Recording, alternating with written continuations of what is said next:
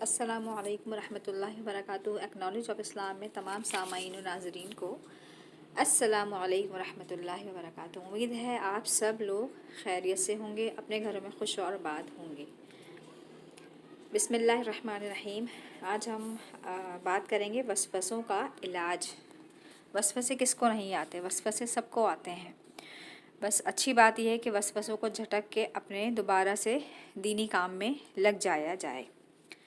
وسوسوں کا علاج، ارشاد باری تعالیٰ ہے، اور اگر شیطان کی طرف سے آپ کے دل میں کوئی وسوسہ پیدا ہو تو اللہ تعالیٰ سے پناہ طلب کر لیا کرو، بے شک وہ سننے اور جاننے والا ہے۔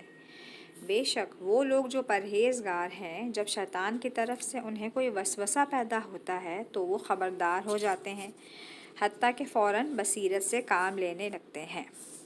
جب شیطانی وسوسہ آپ کو پریشان کرے تو 3 بار اعوذ باللہ من الشیطان الرجیم، اعوذ باللہ من الشیطان الرجیم، اعوذ باللہ من الشیطان الرجیم پڑھ کر اپنے بائیں مطلب الٹی طرف دھتکاریں۔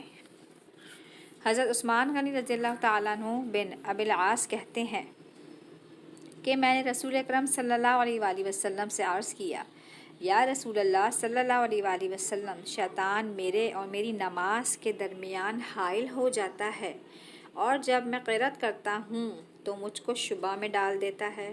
رسول اکرم صلی اللہ علیہ وآلہ وسلم نے فرمایا، یہ ایک شیطان ہے جس کو خنزب کہا جاتا ہے، پس جب تم اپنے دل میں اس کے وسوسے کی کوئی چیز محسوس کرو تو اللہ تعالیٰ سے پناہ طلب کرو۔ اور کس طرح؟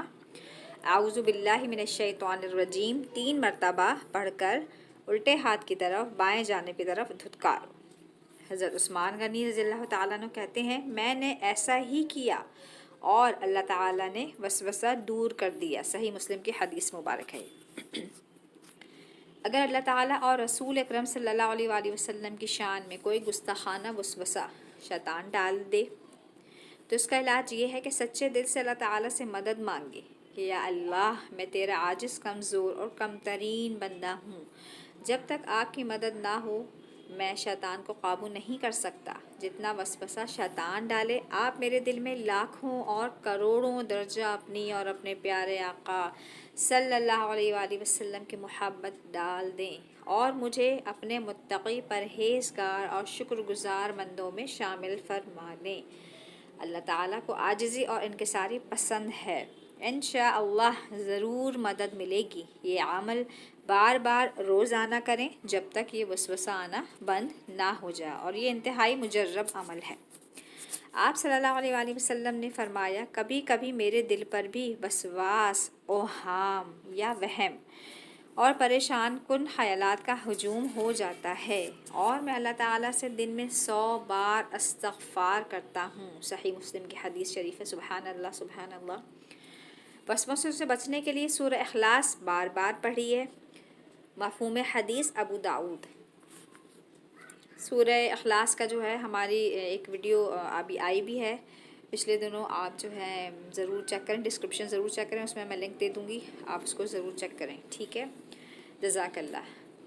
اچھا، اس لیے کہ یہ سورہ اللہ کریم کے مخلوق ہونے کی نفی کرتی ہے۔ بے شک سورہ اخلاص کے بارے میں بات ہو رہی ہے، اور اللہ تعالیٰ کے خالق ہونے پر دلالت کرتی ہے۔ ایک بار سورہ اخلاص پڑھنے کا ثواب تہائی قرآن کے برابر ہے۔ بخاری شریف کی یہ حدیث شریف ہے۔ روزانہ زیادہ سے زیادہ پڑھیے، اور خاص طور پہ سوتے وقت۔ رسول اللہ صلی اللہ علیہ وآلہ وسلم نے فرمایا کہ لوگ ہمیشہ سوالات کرتے رہیں گے، یہاں تک یہ کہا جائے گا کہ ساری مخلوق کو اللہ نے پیدا کیا ہے، تو اللہ کو نعوذ باللہ کس نے پیدا کیا ہے؟ استغفر اللہ، نعوذ باللہ۔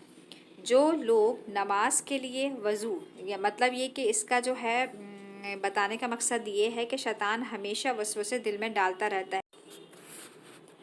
جو لوگ نماز کے لیے وضو صحیح طریقے سے نہیں کرتے، ایسے لوگوں کے دلوں میں بھی وسوسے زیادہ آتے ہیں اور قرات میں شک پیدا ہوتا ہے۔ مفہوم حدیث نسائی۔ وضو والے شیطان کا نام ولہان ہے، جو وضو میں وسوسے ڈالتا ہے۔ پانی کے وسوسوں سے بچو۔ ترمذی شریف کی۔ ٹخنوں اور کوہنیوں سے کچھ اوپر تک دھونا بہتر ہے۔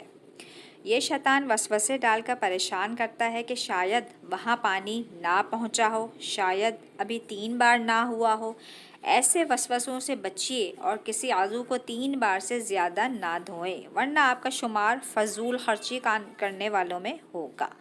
اللہ کریم نے فرمایا، بے شک فضول خرچی کرنے والے شیطان کے بھائی ہیں۔ آپ صلی اللہ علیہ وآلہ وسلم نے فرمایا، اگر بہتی نہر کے کنارے پر بھی وضو کر رہے ہو تو پانی کے استعمال میں فضول خرچی نہ کرو۔ ابن ماجہ۔ پورا نل کھول کر وضو نہ کریں، بلکہ چلو میں پانی لے کر نل بند کر دیں اور اعضاء کو مل مل کر دھوئیں تاکہ کوئی جگہ خشک نہ رہے۔ یہ ہیں وسوسے کے بہترین علاج جو ہمیں حدیث سے ثابت ہیں اور آپ صلی اللہ علیہ وآلہ وسلم نے بھی فرمایا ہے۔ وہ میں نے آپ کے ساتھ جو ہے کچھ تھوڑی باتیں شیئر کی ہیں۔ اللہ تعالیٰ ہمیں ان تمام وسوسوں سے بچنے کی توفیق عطا فرمائے اور محفوظ رکھے، اپنی پناہ میں رکھے، آمین ثم آمین، اور ہمیں سچے اور سیدھے راستے پر ہمیں چلنے کی توفیق عطا فرمائے، آمین ثم آمین۔ اگر یہ ویڈیو آپ کو ذرا سی بھی پسند آتی ہے تو اس کو لائک، شیئر، سبسکرائب کرنا نہ بھولیں۔ جزاک اللہ، اللہ تعالیٰ آپ کا اور ہمارا حامی و ناصر۔ السلام علیکم ورحمۃ اللہ وبرکاتہ۔